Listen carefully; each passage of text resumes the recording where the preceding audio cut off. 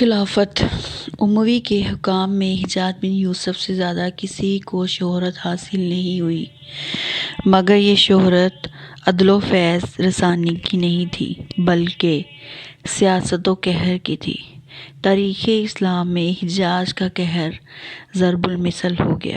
یزید بن معاویہ کی وفات کے بعد اموی سلطنت کی بنیادیں ہل گئی تھیں۔ وہ حجاج ہی تھا جس نے اپنی بے پناہ تلوار سے اور بے روک صفاقی سے از سر نو اس کی گری ہوئی عمارت کو مستحکم کر دیا۔ بنو امیہ کے لیے سب سے بڑا خطرہ حضرت عبداللہ بن زبیر سے تھا۔ ان کی حکومت کا مرکز مکہ میں تھا اور اس کا دائرہ شام کی سرحدوں تک پہنچ گیا تھا۔ حجاج بن یوسف نے یہ خطرہ ہمیشہ کے لیے دور کر دیا۔ مکہ کا محاصرہ کیا، کعبے پر منجنیقیں لگا دی اور عبداللہ بن زبیر کو نہایت صفاقی سے قتل کر ڈالا۔ عراق شروع سے شورش پسندی قبائل کا مرکز تھا۔ یہاں کی سیاسی بے چینی کسی طرح ختم نہ ہوتی تھی۔ والیوں پر والی آتے تھے اور بے بس ہو کر لوٹ جاتے تھے، لیکن حجاج بن یوسف کی تلوار نے ایک ہی ضرب میں عراق کی ساری شورا پستی ختم کر ڈالی۔ خود اس عہد کے لوگوں کو اس پر تعجب تھا۔ قاسم بن سلام کہا کرتے تھے، کوفہ والوں کی خودداری اور نخوت اب کیا ہو گئی؟ انہوں نے امیر المومنین علی مرتضیٰ کو قتل کیا، حسین بن علی علیہ السلام کا سر کاٹا، مختار جیسا صاحب جرود ہلاک کر ڈالا، مگر اس بدصورت ملعون حجاج کے سامنے ذلیل ہو کر رہ گئے۔ کوفہ میں 1,00,000 عرب موجود ہیں، مگر یہ خبیث 61 سوار لے کر آیا اور غلام بنا ڈالا۔ حجاج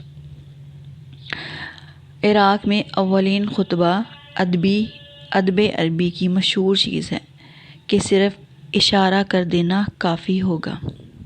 عربی: حجاج کی تلوار جس درجہ صفاق تھی اتنی ہی اس کی زبان بلیغ تھی۔ اس کا یہ خطبہ خطیبانہ رنگ کا بے نظیر نمونہ ہے۔ کہتا ہے کہ میں دیکھتا ہوں کہ نظریں اٹھی ہوئی ہیں، گردنیں اونچی ہو رہی ہیں، سروں کی فصل پک چکی ہے اور کٹائی کا وقت آ گیا ہے۔ میری نظریں وہ خون دیکھ رہی ہیں جو پگڑیوں اور داڑھیوں کے درمیان بہہ رہا ہے۔ حجاج نے جیسا کہا تھا ویسا ہی کر دکھایا۔ بیان کیا گیا ہے کہ جنگوں کے علاوہ حالت امن میں اس نے 1,25,000 افراد قتل کیے تھے۔ بڑے بڑے اکابر و ابرار مثلاً سعید بن جیرو وغیرہ کی گردنیں اڑا دیں۔ مدینہ میں بے شمار صحابہ کے ہاتھوں پر سیسے کی مہریں لگا دیں۔ حضرت عبداللہ بن زبیر اور حضرت عبداللہ بن عمر جیسے جلیل القدر صحابیوں کو قتل کیا۔ موجودہ زمانے کی استعماری سیاست کی طرح اس کا بھی اصول یہ تھا، حکومت کے قیام کے لیے ہر بات جائز ہے اور حکومتیں رحم و عدل سے نہیں بلکہ قہر و تعزیر سے قائم ہوتی ہیں۔ اس عہد کے عرفہ و صلح حجاج کو خدا کا قہر عذاب خیال کرتے تھے۔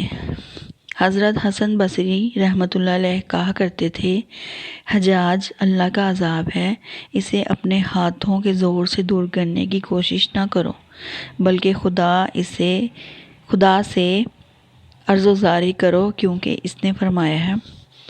یہی سبب ہے کہ جو ہی اس کی موت کی خبر سنی، حضرت حسن اور عمر بن عبدالعزیز سجدے میں گر پڑے۔ اس امت کا فرعون مر گیا، بے اختیار ان کی زبانوں سے نکل گیا۔ اب دیکھنا چاہیے اس جابر و قہرمان انسان نے موت کا مقابلہ کیوں کر کیا۔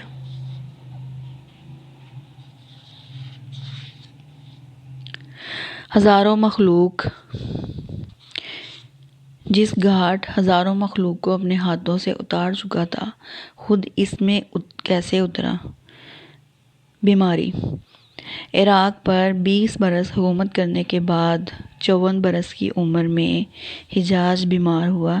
اس کے معدے میں بے شمار کیڑے پیدا ہو گئے تھے اور جسم کو ایسی سخت سردی لگ گئی تھی کہ آگ کی بہت سی انگیٹھیاں بدن لگا کر رکھ دی جاتی تھی، پھر بھی سردی میں کوئی کمی نہیں ہوتی تھی۔ موت پر خطبہ۔ جب زندگی سے نا امیدی ہو گئی تو حجاز نے گھر والوں سے کہا، مجھے بٹھا دو اور لوگوں کو جمع کرو۔ لوگ آئے تو اس نے حسب عادت ایک بلیغ تقریر کی، موت اور سختیوں کا ذکر کیا، قبر اور اس کی تنہائی کا بیان کیا، دنیا اور اس کی بے ثباتی یاد کی، آخرت اور اس کی ہولناکیوں کی تشریح کی، اپنے گناہوں اور ظلموں کا اعتراف کیا۔ پھر یہ شعر اس کی زبان پر جاری ہو گئے، میرے گناہ آسمان اور زمین کے برابر بھاری ہیں، مگر مجھے اپنے خالق سے امید ہے کہ رعایت کرے گا۔ اگر اپنی رضامندی کا احسان مجھے دے تو یہی میری امید ہے، لیکن اگر وہ عدل کر کے میرے عذاب کا حکم دے تو یہ اس کی طرف سے ہرگز ظلم نہیں ہوگا۔ کیا یہ ممکن ہے کہ وہ رب ظلم کرے جس سے صرف بھلائی کی توقع کی جاتی ہے؟ پھر وہ پھوٹ پھوٹ کر رو دیا۔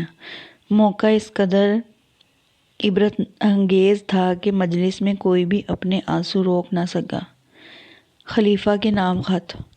اس کے بعد اس نے اپنے کاتب طلب کیا اور خلیفہ بن ولید عبد الملک کو حسب ذیل خط لکھا، اما بعد، میں تمہاری بکریاں چراتا تھا، ایک خیر خواہ گلہ بان کی طرح اپنے آقا کے گلہ کی حفاظت کرتا تھا۔ اچانک شیر آیا، گلہ بان کو تماچا مارا اور چراگاہ خراب کر ڈالی۔ آج تیرے غلام پر وہ مصیبت نازل ہوئی ہے جو ایوب صابر پر نازل ہوئی تھی۔ مجھے امید ہے کہ جبار و قہار اس طرح اپنے بندے کی خطائیں بخشتا اور گناہ دھونا چاہتے ہیں۔ پھر خط کے آخر میں یہ شعر لکھنے کا حکم دیا، اگر میں نے اپنے خدا کو راضی پایا تو بس میری مراد پوری ہو گئی۔ سب مر جائیں مگر خدا کا باقی رہنا میرے لیے کافی ہے، سب ہلاک ہو جائیں مگر خدا کی زندگی میرے لیے کافی ہے۔ ہم سے پہلے یہ موت چکھ چکے ہیں، ہم بھی ان کے بعد موت کا مزہ چکھیں گے۔ اگر میں مر جاؤں تو مجھے محبت سے یاد رکھنا، کیونکہ تمہاری خوشنودی کے لیے میری راہیں بے شمار ہیں۔ اور یہ نہیں تم کم از کم میرے ہر نماز کے بعد دعا میں یاد رکھنا، جس سے جہنم کے قیدی کو کچھ نفع پہنچے۔ تجھ پر ہر حال میں اللہ کی سلامتی ہو، جیتے جی میرے پیچھے اور جب دوبارہ زندہ کیے جاؤ۔ سکرات، موت کے شدائد۔ حضرت حسن بصری عیادت کو آئے تو حجاز نے ان سے اپنی تکلیفوں کا شکوہ کیا۔ حسن رضی اللہ تعالیٰ عنہ نے کہا، میں تجھے منع نہیں کرتا تھا کہ نیکوکاروں کو نہ ستا، مگر افسوس تم نے نہیں سنا۔ حجاز نے خفا ہو کر جواب دیا، میں تم سے یہ نہیں کہتا کہ اس مصیبت کے دور کرنے کی دعا کرو، میں تجھ سے یہ دعا چاہتا ہوں کہ خدا جلدی میری روح قبض کر لے اور اب زیادہ عذاب نہ دے۔ اسی اثنا میں ابو منظر یعلا بن محلہ مزاج پرسی کرنے کو پہنچے۔ حجاج، موت کے سکرات اور سختیوں میں تیرا کیا حال ہے؟ انہوں نے سوال کیا۔